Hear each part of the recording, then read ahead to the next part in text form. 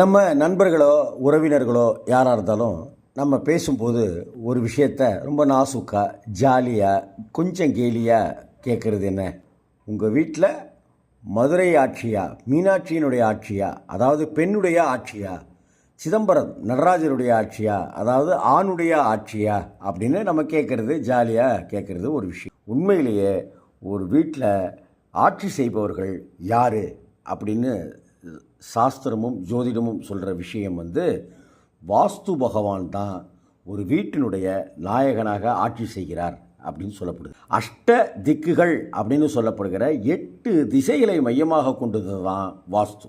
இந்த 8 திசைகளுக்குரிய தேவதைகள் தான் நம்ம வீட்டை அலங்கரித்து அரண் போல காத்து கொண்டிருக்கிறார்கள், ஆட்சி செய்து கொண்டிருக்கிறார்கள். ஆகவே வாஸ்து பூஜையை முறையே செய்து வந்தால் எந்த தோஷமும் கஷ்டமும் ஏற்படாது என்பது ஐதீகம்.